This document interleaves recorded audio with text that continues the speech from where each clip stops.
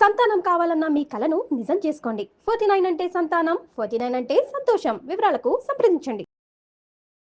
నమస్కారం, మీరు చూస్తుంది సుమన్ టీవీ. నేను మీ కీర్తి. ఈ నెల అంటే జూన్ 26 మొదలుకొని జూలై 4వ తారీఖు వరకు వారాహి నవరాత్రులు లేదా గుప్త నవరాత్రులు, ఆషాఢ నవరాత్రులు అను చెప్తా ఉంటారు కదా. మరి ఈ 9 రోజుల పాటు విశిష్టత ఏంటి? ఈ 9 రోజుల పాటు అమ్మవారి అవతారాలు ఏ విధంగా ఉంటాయి? ఏ నైవేద్యం అమ్మవారికి సమర్పించాలి? ఎలాంటి పూజ అమ్మవారికి చేయాలి అన్న విశేషాలు మనకు తెలియజేయడానికి ప్రముఖ ఆస్ట్రాలజర్ బ్రహ్మశ్రీ నందిమట్ల శ్రీహరి శర్మ గురుగారు ఉన్నారు. నమస్తే గురుగారు. వాగర్థావివ సంపృక్తౌ వాగర్థ ప్రతిపత్తయే జగతః పితరౌ వందే పార్వతీ పరమేశ్వరౌ. ఆదిత్యాయ చ సోమాయ మంగళాయ బుధాయ చ గురు శుక్ర శనిభ్యశ్చ రాహవే కేతవే నమః. శృంగేరి జగద్గురు పీఠాధిపతులకి, కంచి పీఠాధిపతులకి నమస్కారములు తెలియజేసుకుంటూ కార్యక్రమాన్ని ప్రారంభిద్దాం. గుప్త నవరాత్రుల్లో భాగంగా గురుగారు మొదటి అవతారం గురించి, అమ్మవారి విశిష్టత గురించి తెలుసుకుందామా? అమ్మవారికి సంబంధించి మనకు నవరాత్రుల్లో 4 నవరాత్రులు ఉంటాయమ్మ. ఒకటి ప్రత్యక్ష నవరాత్రులు, 2 గుప్త నవరాత్రులు. వసంత నవరాత్రులు, శరణ్ నవరాత్రుల్ని ప్రత్యక్ష నవరాత్రులుగా పిలిస్తే, మాఘమాసంలో వచ్చే శ్యామ నవరాత్రులు, ఆషాఢ మాసంలో వచ్చే వారాహి నవరాత్రుల్ని గుప్త నవరాత్రులుగా పిలుచుకుంటారు. ఈ యొక్క గుప్త నవరాత్రుల్ని చేసుకునే విధానం, ఆచారం అంతా నార్త్ సైడ్ ఎక్కువగా ఉంటుంది. మన వైపు వసంతము మరియు దుర్గా నవరాత్రులను ఎక్కువగా చేసుకుంటారు. అయితే ఈ యొక్క వారాహి నవరాత్రుల్లో ఒక్కొక్క రోజు ఒక్కొక్క అమ్మవారిని మనం అవతార రూపంగా కొలుచుకుంటాం. 9 రకాలైనటువంటి వారాహి దేవతలు ఉన్నారు. కాబట్టి మొట్టమొదటి రోజున అమ్మవారిని ఉన్మత్త వారాహి రూపంలో మనం కొలుస్తాము. ఉన్మత్త వారాహి. ఈ అమ్మవారు స్త్రీ రూపము కలిగినట్టు, స్త్రీ వరాహము. అంటే ప్రతి మానవుల్లో పురుషుడు స్త్రీ ఉన్నట్టుగానే జంతువులో స్త్రీ పురుషులు ఉంటారు కదా, అలాగే స్త్రీ వరాహ రూపాన్ని పొందినటువంటిది ఈ ఉన్మత్త వారాహి. ఇక ఈ అమ్మవారు ప్రతి చేతిలో దండము మరియు కమలం ఉంటుందట. ఈ అమ్మవారికి దండము, కమలం, 8 చేతులు ఉంటాయి, 8 భుజాలు ఉంటాయట. 8 చేతుల్లో ఒక్కొక్క చేతిలో దంతము, 2వ చేతిలో కమలం. ఇది తర్వాత ఈ అమ్మవారి యొక్క వాహనం ఏమిటి? గేదె వాహనం. గేదెని వాహనంగా ఉంటుంది. అయితే ఈ అమ్మవారిని పూజించడం ద్వారా మనకేంటంటే ఎన్ని కష్టాలు వచ్చినా ఆ కష్టాలు, నష్టముల నుంచి అమ్మవారు మనల్ని రక్షిస్తుంది. అంతేకాకుండా ఆటంకాలు, ఆపద నుంచి రక్షింపజేస్తూ జీవితంలో స్థిరత్వము, శాంతి మరియు ధనవంతుల్ని, ధైర్యాన్ని కూడా ఇచ్చి శత్రు నివారణ చేస్తుంది ఈ అమ్మవారు.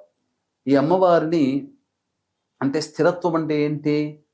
ప్రతి మనిషి యొక్క జీవితంలో తల్లిదండ్రులు అంటుంటారు చాలా కుటుంబాల్లో, వీడు ఇంత చదువు చదివాడు, పెరిగి పెద్దవాడే, కానీ ఇప్పటి వరకు వాడికి స్థిరత్వం అంటూ లేదు అని అంటుంటారు.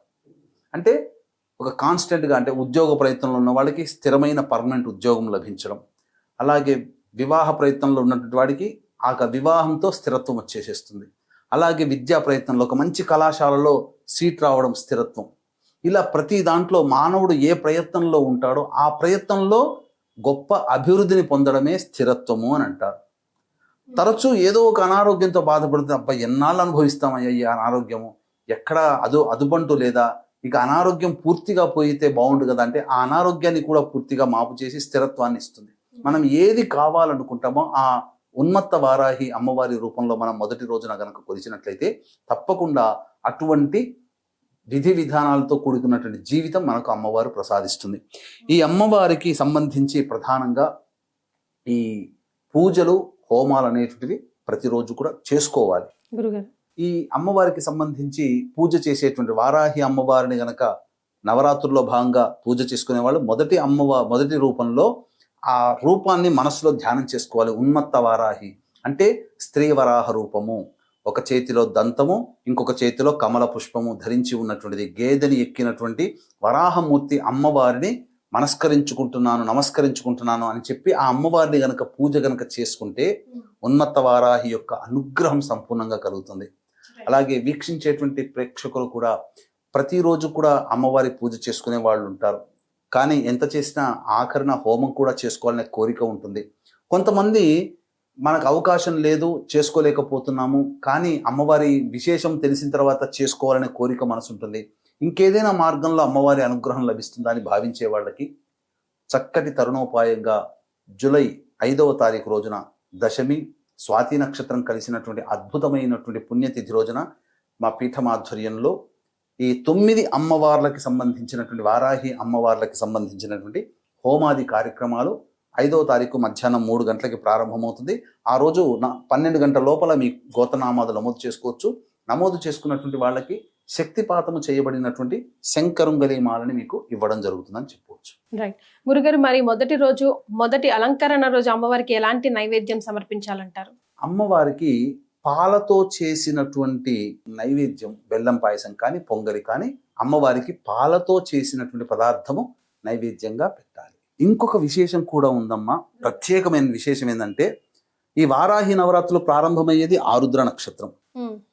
10వ తేదీ అనగా శుక్రవారం నాడు అమ్మవారి ఉద్వాసన చెయ్యకూడదు కాబట్టి శనివారం నాడు దశమి తిథి రోజున ఉద్వాసన చెయ్యాలి. కానీ ఆ శనివారం దశమి తిథి రోజున ఉన్నది కూడా స్వాతి నక్షత్రం. అంటే ప్రారంభించే రోజు సమాప్తమయ్యే రోజు రెండూ కూడా రాహు నక్షత్రాలే. ఈ వారాహి అమ్మవారి రూపం కూడా రాహుస్వరూపం. ఎందుకంటే సగం వరకు దేహమే మానవ రూపం, మిగతాదంతా మరి ఒక రూపం. రాహు కూడా మొండె రూపం వరకే రాహు, తలకాయ రాహుది కాదు. కాబట్టి ఈ రాహు నక్షత్రంలో ప్రారంభమై రాహు నక్షత్రంలో నవరాత్రులు సమాప్తమవుతున్నాయి. కాబట్టి ఎవరైనా ఈ వారాహి అమ్మవారిని చేసుకుంటే ఖచ్చితంగా ఈ సంవత్సరం అంటే 2025 చెడు కాలం చూస్తున్నాం. ప్రపంచమంతా హాహాకారాలు చేస్తున్నాయి, యుద్ధాలు, వాతావరణం, ఆస్తి నష్టం, జన నష్టం జరుగుతుంది, ప్రకృతి విపత్తులు వస్తున్నాయి. అటువంటి సమయంలో ఈ అమ్మవారిని ఆరాధన చేయడం ద్వారా మనం రక్షింపబడతాము, దైవానుగ్రహం మనకు కలుగుతుంది, మనకు మన కుటుంబానికి కలుగుతుంది.